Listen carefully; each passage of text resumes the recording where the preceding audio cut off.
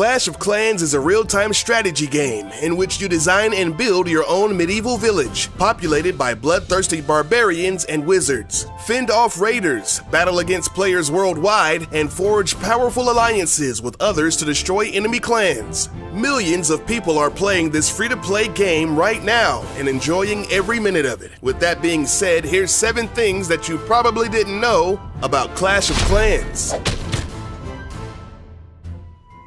The creator of the game is Supercell. The company was founded in Finland in 2010. They are responsible for the hit games Boom Beach, Heyday, and Clash Royale. Supercell is valued at over $5.5 billion. Although these games are free to play, or freemium, players can make in-game purchases to give them the edge that they need to dominate their opponents. Clash of Clans rakes in about $5 million every day. Today, the company has a staff of over 250 employees. The crazy thing about all of this is that Clash of Clans has about 30 million active users, but the team that runs the game only consists of about 15 people. The workload may be insane, but the payout is pretty freaking sweet.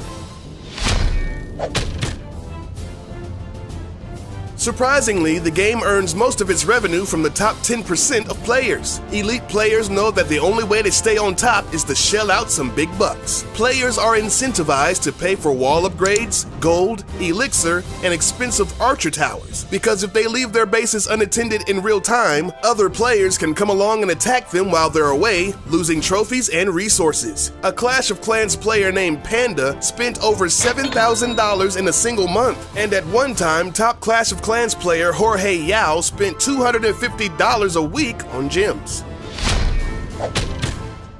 Now, you may be asking yourself how a dude living in a 300 square foot apartment in San Francisco can afford to spend that much a week on a game. Well, he had some very wealthy sponsors, most of which were from the United Arab Emirates. At one point, he was playing on 5 different accounts to stay on top. He even had the bright idea of wrapping his 5 iPads in plastic bags so that he could bring his gadgets into the shower with him. Jorge spent 6 months at the #1 spot, and he was the first player to break the 4,000 trophy mark and instantly became famous worldwide. But once he felt like it was taking over his life, he graciously bowed out of contention and stopped playing the game cold turkey. He hit the #1 spot again recently, but it only lasted for a morning. With all this cash flying around, you may be wondering, what do they do with all that money? Well, some of it goes towards marketing purposes. They can afford some big-name celebrities to endorse their game. For Super Bowl 49, they spent $9 million on a 60-second spot starring Liam Neeson. I can't wait to destroy your village while you beg for mercy, but you will get no mercy. I will have my revenge. Liam? I was going for Liam? Over here. This ad was the most watched commercial on YouTube in 2015. At the time of this video, it has around 117 million views. Supercell even got Christoph Waltz, the Bond villain himself, to play in a series of commercials. One even featured the late-night sensation James Corden. But not only do celebrities appear in their commercials, they also play the game. Jeremy Lin, Daniel Craig, and Mr. T, just to name a few. Oh, and don't forget about John Cena! But seriously, he does play.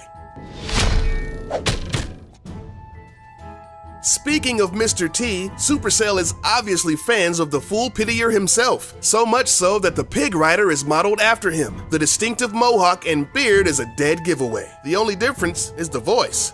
Now you got me.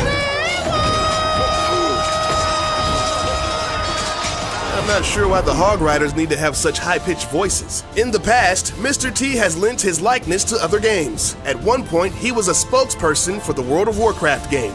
I'm Mr. T and I'm a Night Elf Mohawk. What's your game?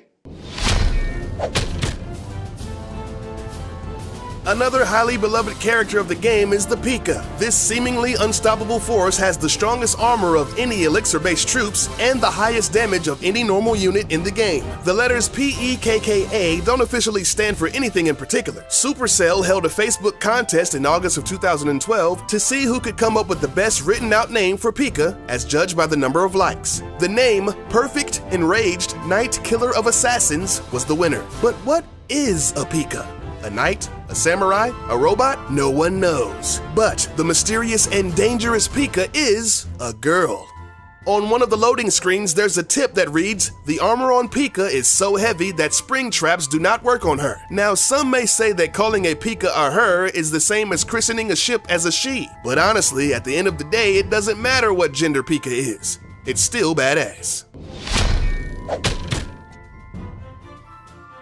One of the best features people respect about this game is the personal break timer. Basically, if you're playing the game non-stop for an ungodly amount of time, let's say 6 hours, the game automatically kicks you out and makes you take a break, sort of like a cooldown period. Folks have speculated that Supercell did this to deter people from using game-cheating bots, allowing them to stay online and protect their defenses 24/7. But most people think that it's just so people don't die while playing video games. Over the last decade, there have been dozens of well-documented cases of people succumbing to exhaustion, dehydration, and even cardiac arrest while playing non-stop for days on end. Dude, your castle's getting ready. Oh my god! Thanks for watching. We hope you enjoyed this video. If you did, then please leave a thumbs up. Next time you see your buddies, you can blow their minds with some of these amazing facts.